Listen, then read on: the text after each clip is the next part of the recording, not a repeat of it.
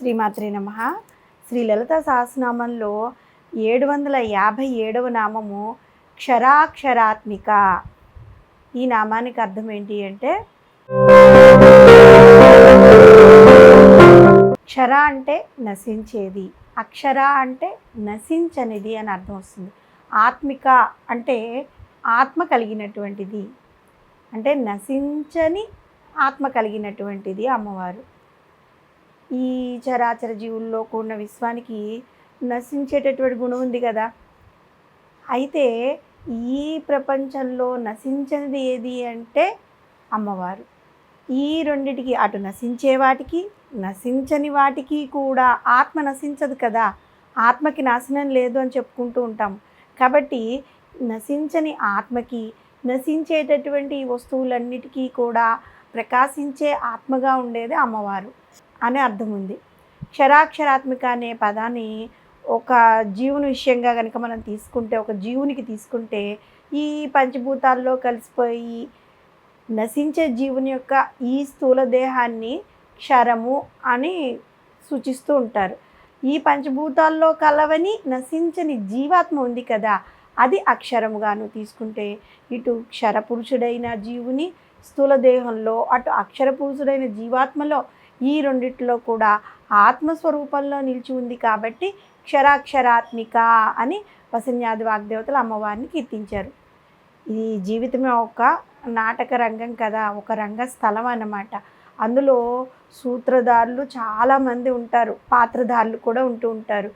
క్షరాక్షరాత్మిక అనే నామాన్ని రంగస్థల పాత్రలను ఉదాహరణగా కనుక మనం చెప్పుకుంటే, ఒక నాటకంలో ఒక పాత్రధారుడు వేసే పాత్ర క్షరమైనది అంటే అది కొంతసేపు ఉండి ఆ తర్వాత వెళ్ళిపోతుంది, అది నాశనం అంటే అది వెళ్ళిపోతుంది. కానీ ఆ పాత్రని వేసిన అతను క్షరమైపోడు కదా, తెర వెనక్కి వెళ్ళిపోతాడు అంతే.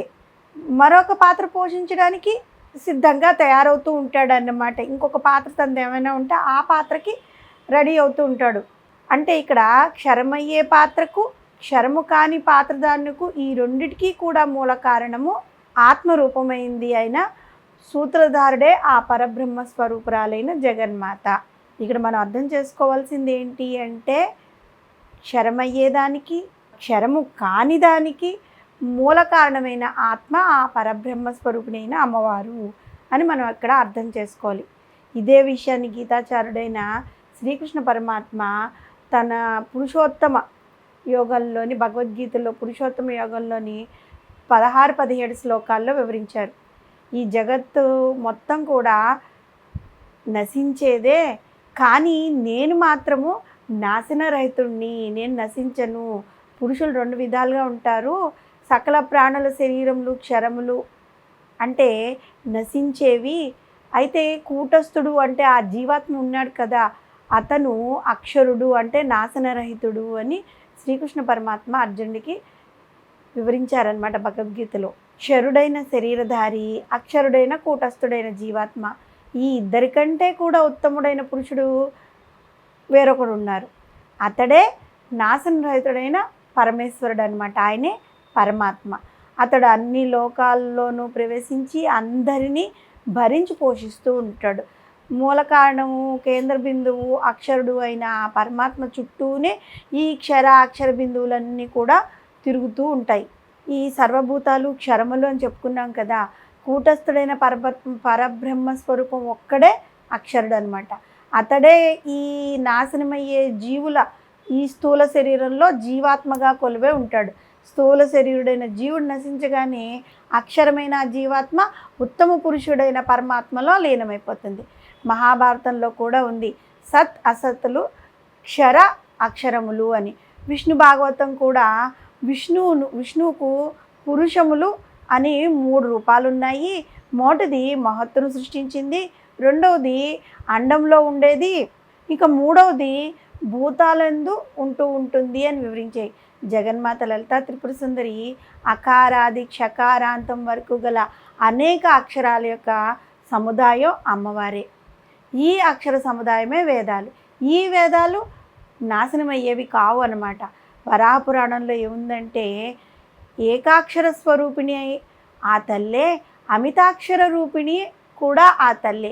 ఈ వేదముల రూపమే వేదజనని అక్షర స్వరూపిణి అయిన ఆదిపరాశక్తి. క్షరములు నశించేవి అయినా పంచభూతాలతో కూడిన తత్వాలను శ్రీమాత తనలో లయం చేసుకుని మళ్ళీ సృష్టి ప్రారంభకాలంలో తిరిగి విడుదల చేస్తుంది అని రాసి ఉందన్నమాట.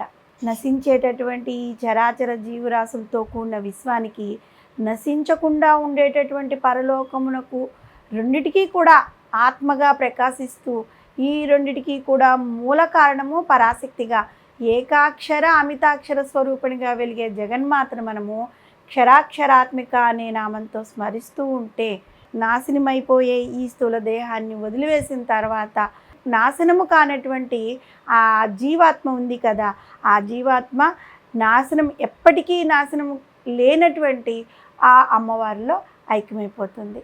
శ్రీమాత్రే నమః.